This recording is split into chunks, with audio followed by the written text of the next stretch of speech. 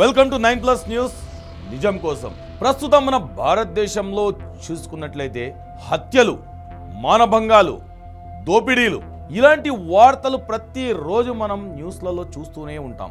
కొన్ని వార్తలైతే 80 ఏళ్ల వృద్ధురాలిపై రేపని, ఇంకొన్ని వార్తలైతే మైనర్ బాలికపై అఘాయిత్యమని, ఇంకొన్ని వార్తలు గ్రూప్గా గ్యాంగ్ రేప్ చేశారని, రేప్ చేసిన తర్వాత వాళ్ళని కాల్చి చంపేశారని, మరియు దోపిడీల కోసం వచ్చి ఫైర్ చేస్తూ కాల్చి చంపేశారని, ఇలా ఎన్నో నేరాలు మేము చూస్తూనే ఉన్నాం. మన భారతదేశంలో చట్టాలు ఉన్నాయి, ఇలాంటి వాళ్లకు పట్టుకుంటున్నారు, శిక్షలు పడుతున్నాయి. కానీ ఎప్పుడు, ఎన్నేళ్ల తర్వాత శిక్షలు పడుతున్నాయి? సగటి భారతీయుడు ప్రశ్న ఇదే. రేప్ అండ్ మర్డర్ చేసినా కూడా ఏదో విధంగా సెటిల్మెంట్ చేసుకొని బయటకు వచ్చేయచ్చులే అన్న ధైర్యం వీళ్ళకి ఎక్కడి నుండి వచ్చింది? ఎందుకు మన చట్టాలు ఇంత లూజ్గా ఉన్నాయి? చూస్తే చట్టాల గురించి చదివితే 10 ఏళ్ళు జైలు శిక్షలని, జీవితాంతం జైలు శిక్షలని, లక్షల్లో వారికి జరిమానా అని మేము చదువుతుంటాం.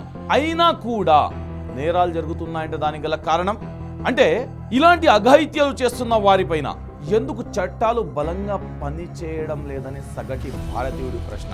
మేము కంపారిజన్ చేసుకుంటే అరబ్ దేశాలతో అక్కడి క్రైమ్ రేట్ కానీ మన భారతదేశం యొక్క క్రైమ్ రేట్, ప్రస్తుతం మన దేశం గురించి మాట్లాడుకుందాం, మన భారతదేశం యొక్క క్రైమ్ రేట్ కంపారిజన్ చేసి చూసుకుంటే నక్కకి నాగలోకానికి ఉన్నంత తేడా ఉంటుంది.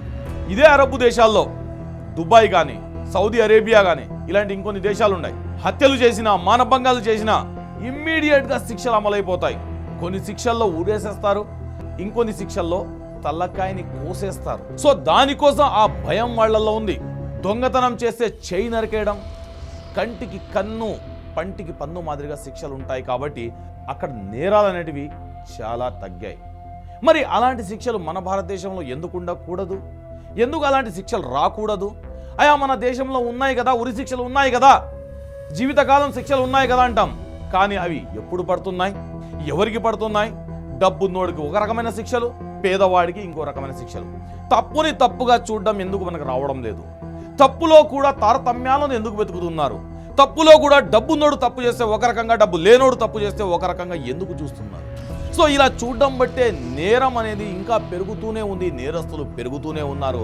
కానీ at the same time Arab దేశాల్లో నేరాలు కట్టడి అయిపోయాయి. అక్కడ ధనిక లేదు, పేద లేదు, అందరినీ ఒకే రకంగా చూసే చట్టాలు మరియు ఇమ్మీడియట్గా శిక్షలు వేసే కోర్టులు. ఆ చట్టాలు మనం అమలు చేయలేమా?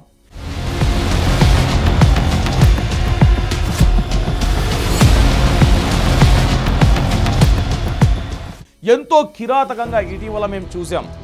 తెలంగాణ స్టేట్లోని రంగారెడ్డి జిల్లాలో దైవాలగూడలో ఓ దుర్మార్గుడు, ఓ నరరూప రాక్షసుడు రాజ్ కుమార్ తన చిన్న పిల్లల్ని కూడా చంపాడు, తన భార్యని చంపాడు.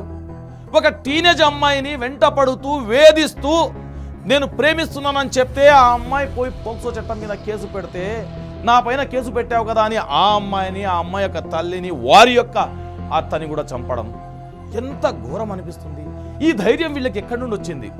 ఎందుకు ఇంత ధైర్యంగా హత్యలు జరుగుతున్నాయి? ఈ ఒకటేనా? మనం టెంపర్ అనే సినిమాలో చూసాం. జూనియర్ ఎన్టీఆర్ ఇదే రేప్ అండ్ మర్డర్ విషయం గురించి మాట్లాడుతూ ఏ సంక్రాంతికో శివరాత్రికో శిక్షలు అమలు చేసుకుంటా పోతే నా వంతు వచ్చే టయానికి ఎంతమంది సంధ్యలు సార్ అంటారు. సేమ్ అదే సిచ్యువేషన్ ఇక్కడ ఉంది. ఒక హత్య చేస్తే ఆ హత్య నిరూపణ అవ్వడానికి 3 ఏళ్ల నుండి 7 ఏళ్ల కాలం. ఏంటంటే అసలు ఇది కామెడీ కాకపోతే? వాడు హత్య చేశాడని తెలిసినా కూడా మళ్ళీ ఎంక్వైరీలు ఏంటి? అంటే తప్పు చేశాడని తెలిసిన తర్వాత కూడా మళ్ళీ ఎంక్వైరీలు చేసి ఆ కేసు వారు నీరుగారిస్తే ఎందుకు మీరు ఇంతసేపు ఇంత విచారిస్తున్నారు, ఇంత చూస్తున్నారు? సో అరబ్ దేశాల్లో ఉన్న చట్టాలని భారతదేశంలో అమలు చేస్తే ఎన్నో నిండు ప్రాణాలు బ్రతికేవి, ఎంతో మంది సరైన మార్గంలో కూడా వచ్చేసేవాళ్ళు. ఇప్పటి వరకు కూడా ఎవ్రీడే మన భారతదేశంలో ఇలాంటి రేప్ అండ్ మర్డర్ చేసే వాళ్ళ పైన చట్టాలు అమలవుతున్నా, అదే తూతూ మంత్రంగా అమలవుతున్నా కూడా ఇంకా ఇలాంటి ఘోరాలు జరుగుతున్నాయంటే లోపం ఎక్కడుంది లోపం? ఇది ప్రేక్షకులకే వదిలేస్తున్నాం. ప్రతి ఒక్క ప్రేక్షకుడు చెప్పండి, ఎలాంటి చట్టాలు తీసుకొస్తే ఇలాంటి దారుణాలు ఆగుతాయి? ఎలాంటి చట్టాలు అమలు చేయాలి? ఏ నేరానికి ఏ చట్టం అమలు చేయాలి? ఏ చట్టం అమలు చేస్తే ఆ నేరాలు ఆగుతాయి అనేది పబ్లిక్ డిసైడ్ చేసి కామెంట్ రూపంలో తెలియజేయండి. ఎందుకంటే ఈ వీడియో చూస్తున్న ప్రతి ఒక్కరికి తెలియాలి, ఇన్ని దారుణాలు జరుగుతున్నాయి, చట్టాలు తూతూ మంత్రంగా పనిచేస్తున్నాయి. సో ఇప్పటికైనా మన భారతదేశంలో ఒక బలమైన చట్టాలు రావాలి. రేప్ అండ్ మర్డర్ చేయాలన్నా కానీ, ఒక అమ్మాయి వైపు తప్పుగా కన్నెత్తి చూడాలన్నా కానీ, లేదా అన్యాయంగా ఒక వ్యక్తిని చంపేయాలన్నా కానీ గజ్జ గజ్జ గజ్జ గజ్జ వణికిపోయే చట్టాలు రావాలి. అలాంటి రోజు కోసం ప్రతి ఒక్కరూ ఎదురు చూస్తున్నారు. సో అలాంటి రోజులు రావాలని మనస్ఫూర్తిగా 9+ న్యూస్ కూడా కోరుకుంటుంది.